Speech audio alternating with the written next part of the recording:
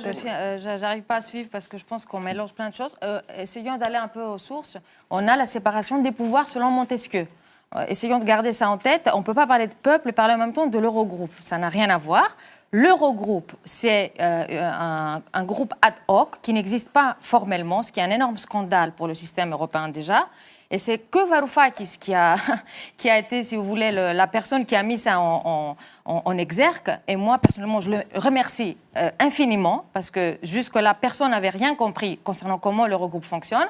Maintenant, tout le monde sait que c'est un groupe ad hoc qui n'a pas de pouvoir formel, que malgré ça, prend des décisions d'une importance capitale pour l'économie européenne et pour les populations nationales, et qu'il n'est contrôlé par personne. Et qu'on a juste l'ECOFIN derrière qui vient approuver des décisions qui sont prises en huis clos dans un groupe de ministres.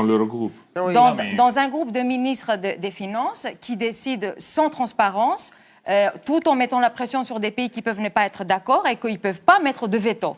C'est scandaleux. Non, mais ça, on est d'accord. Mais les ministres interviennent... À la fin, on est toujours d'accord. Non, mais on est d'accord. Attendez, je on continue est d'accord quand même. sur le fait que l'Eurogroupe n'est pas démocratique. En même temps, c'est des représentants de gouvernement qui sont issus d'élections. C'est ce qu'on appelle le système représentatif indirect. Mais dans un système, comme j'expliquais avant, où on a une telle transgression des compétences et où l'Union européenne vient nous expliquer, nous dicter nos politiques nationales, on ne peut plus supporter être dicté par un groupe qui n'a pas de légitimité démocratique, qui n'y a pas de transparence et qui ne donne pas des comptes à personne.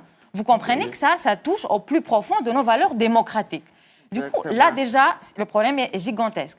Et pour le moment, Varoufakis, à travers sa façon aussi marrante de négocier, d'exister, tout ça, il a mis ça en avant. Le fait qu'il mettait toutes ses interventions sur son site, ça a fait marrer beaucoup de gens, mais en même temps, ça met le doigt sur un énorme problème. Ça a servi de révélateur à l'opacité que vous dénoncez. Moi, personnellement, j'écris sur ces questions-là depuis des années. Personne ne comprenait de quoi je parlais. Il me trouvait un peu à côté de la plaque. Mais non, tout le monde dit « Ah bah oui, c'est vrai que tu as raison ».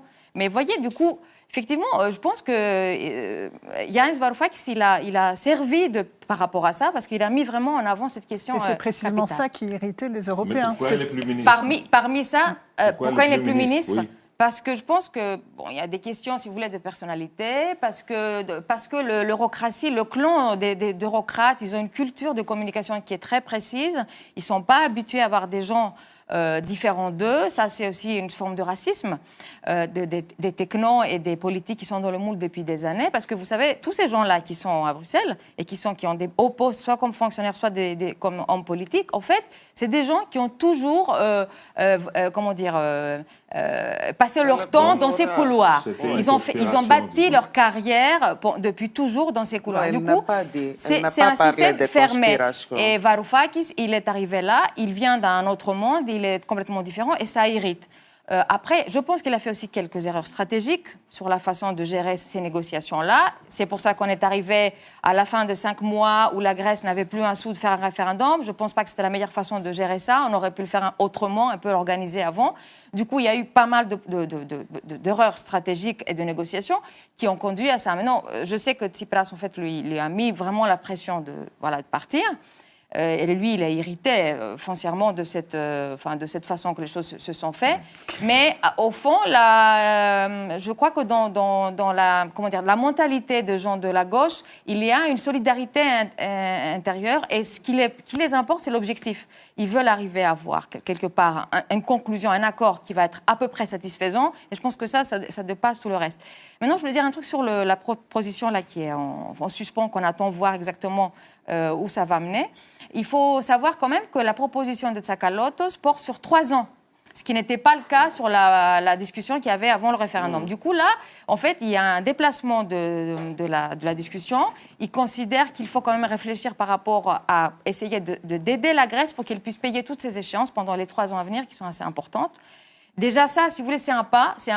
Varoufakis, ça dès le début, il a essayé d'expliquer ça. C'est un troisième mémorandum. Absolument, c'est ce que j'ai dit juste avant.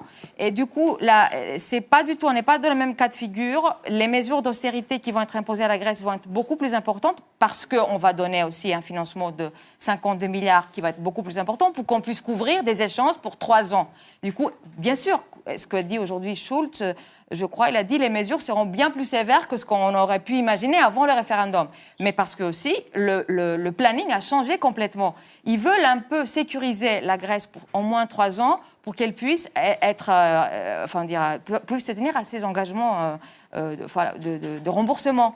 Mais en même temps, ce qui est alarmant, c'est de savoir que les économistes, ils évaluent un peu ce nouveau programme qui peut-être va être voté dans les jours qui viennent, et ils nous disent qu'on aura une nouvelle chute du PIB de 7 à 10%. On a déjà eu 25%. Si on prend en plus l'histoire des multiplicateurs qu'on est maintenant nous ont bien expliqué les économistes et surtout le FMI, vous voyez bien qu'on va avoir une énorme chute, une nouvelle chute du PIB. Et on se demande, alors, ces nouveaux mémorandums, comment va contribuer pour que la Grèce puisse avoir autre chose que de la récession. Parce qu'en fait, ça va être une nouvelle machine génératrice de récession. Alors moi, je voulais revenir sur, vous avez évoqué tout à l'heure les erreurs